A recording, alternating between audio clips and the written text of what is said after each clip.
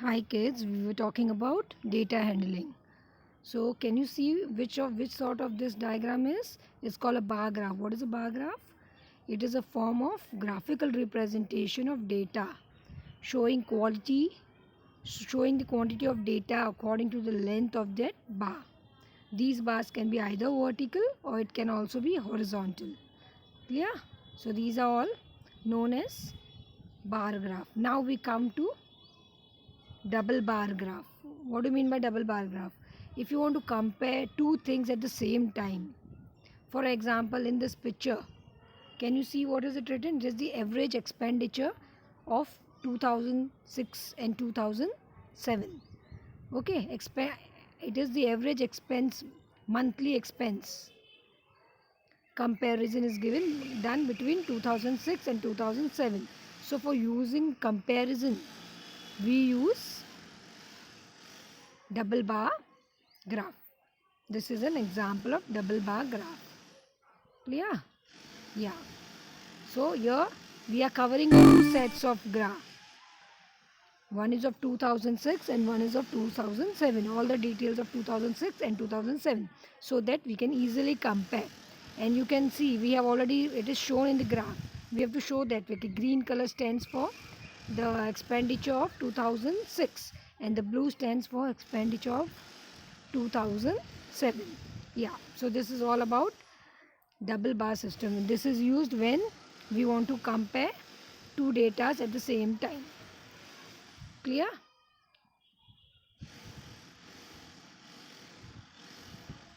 Yeah. Now, so what is the definition? Double bar graph system shows average monthly expenditure in 2006 and also in 2007. This type of graph is called double bar graph. We can compare set of two datas using the double bar graph. Now next we talk about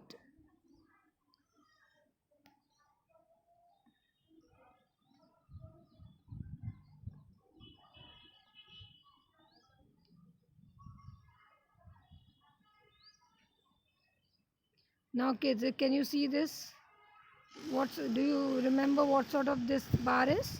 This is a simple bar graph wherein just we have denoted the, what have we denoted? The age of the animals. Different animals are given and their ages are compared.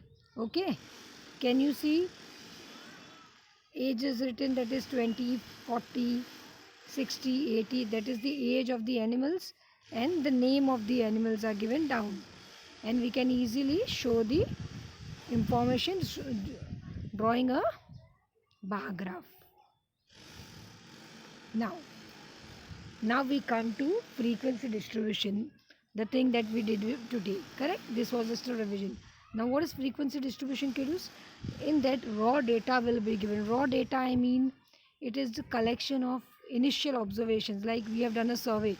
For example, I gave you an example. In 8th standard, which are the subjects loved by most of the kids? So all gave me different answers. Some said English, some said maths. So all that we note down, that is called the raw data. It is not in an organized form. Okay, so that is called raw data. So when raw data is given, how we can make it into a proper information? For that, what we use is called frequency distribution. Yeah. Now, frequency distribution are of two types. One is discrete data. Discrete data means what? Which is you can count. For example, members of the family. Here in the picture, you can easily see how many members are there. 4. You can specify exactly the amount. Same way, you can see the number of shoes in a shoe shop. You can easily count. There is a stock, correct? So we can easily count the number of shoes. So these are called discrete, means which can be easily counted, are called discrete data. Now, the another type of data is called continuous data. Continuous data means, kids, for example, if you go on just taking a survey of children, which is your favorite food, you will get ample of answers, like in unlimited, like unlimited ones. Similarly, temperature. Now today that if you go like if in a map, if you see today what the temperature is in Delhi may not be the same after some time. It may vary. So things which are not, yeah, so you can say things which go on varying, which go on changing, which are not stable, they are called continuous data. Clear? Yeah. Now we go with frequency distribution table.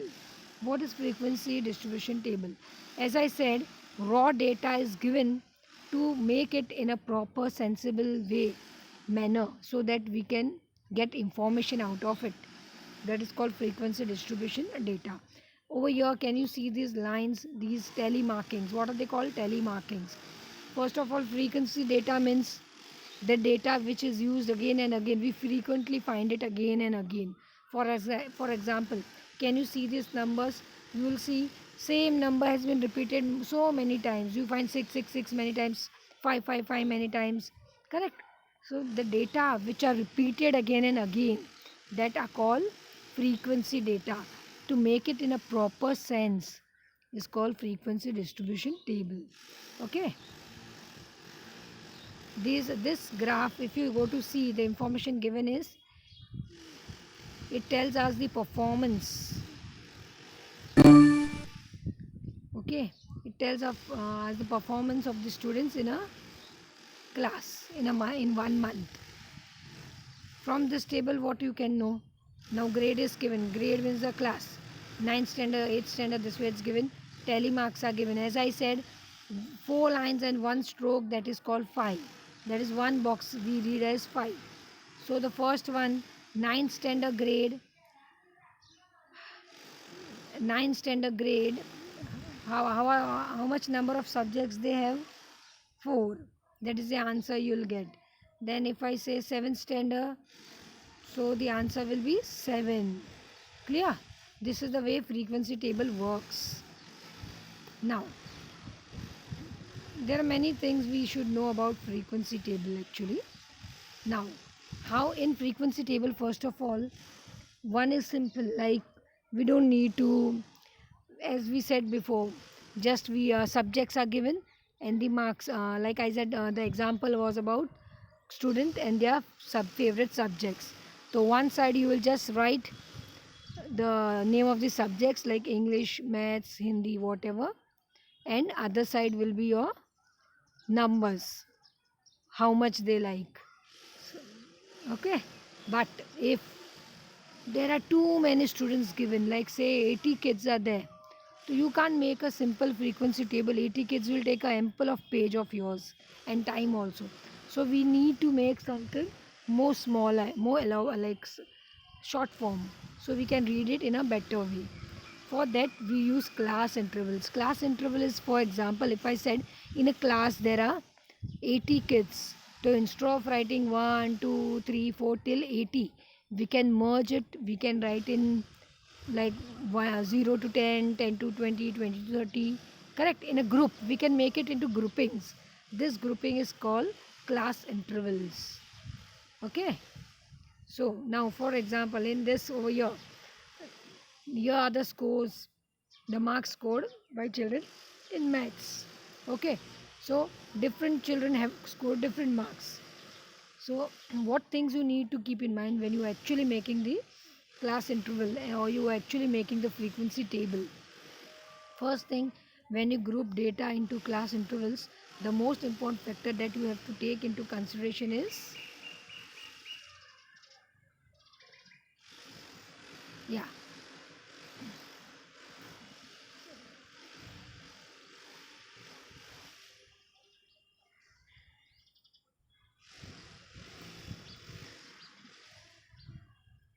first of all, the range of distribution means you have to see all the kids are getting from which mark, which is the highest mark and which is the lowest mark. That is called the range. Okay, all the sum is about the maths marks scored by kids. Correct? So maximum, the highest mark what the kid has scored and the lowest mark what the which the kid has scores. That is your range which you have to find out. So you just have to subtract the highest mark minus, for example, in this over here.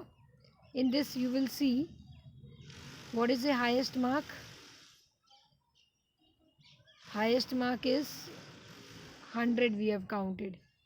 And no, not over here. In the first example that I've showed you, there you will find the highest mark that kid has got is 98, and one of the kid has got lowest mark, that is 3. So if you just subtract that thing, fine. If you just subtract that thing, then you will get the difference. That is the range of for distributing the things. Now, second thing you need to keep in mind is the class interval which you are preparing should have similar differences. Then that difference is called the size. The size or the width, the size or the width of the class intervals should remain the same. For example, if you are taking 0 to 10, then you can't take 10 to 15. You have to take 10 to 20 only. Means if you minus it, 20 minus 10 is also 10, and 0 minus 10 is also, the difference will be 10. Okay. So you have to keep in mind that the class interval should always be, the difference should remain the same. Yeah. And then you should keep in mind that it should not be a very big table, and like it should not mess up everything. Now if you take for example, if 80 kids are there, kids may ask me, ma'am, why not take 0 to 5, 5 to 10, 10 to 15, correct? And some may say that also, ma'am, why not 0 to 20, 20 to 40? Both the ways are right. But if we want perfect information, try to do it nor very big nor very small, okay, so that we can get perfect informations. Try to make the class intervals that way. Yeah, so these are three important things you need to keep in mind while choosing the class interval. Clear? Yeah, this is the sample given of frequency data table.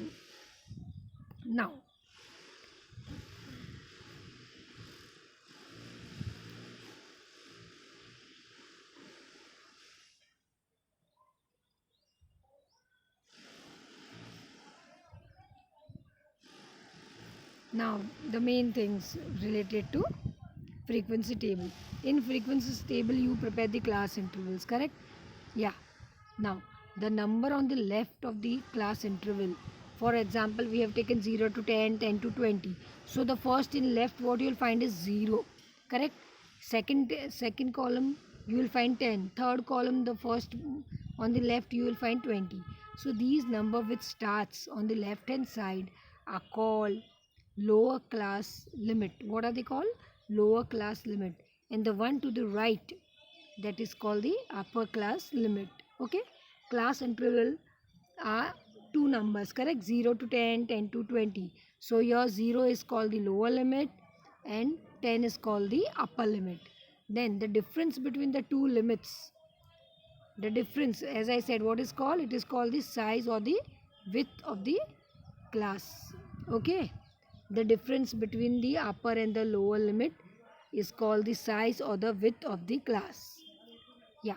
Then the middle value, if we want to find the mid value, what we need to do is just you have to add lower limit plus upper limit upon 2, divide by 2. So you will get the mid value of each class interval.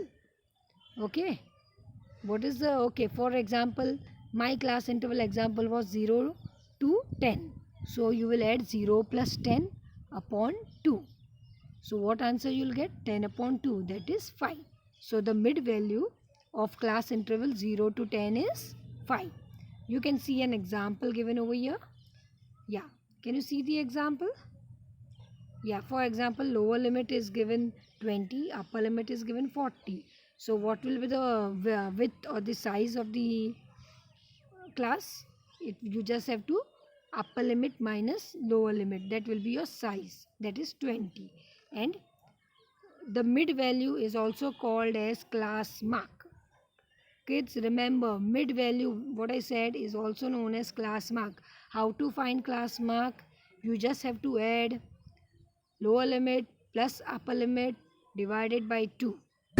That is 20 plus 40 divided by 2. That is 60 upon 2. That is 30. Okay. So this much is what was taught to you today. So just revise this much. Okay, kiddos? Yeah. Bye bye.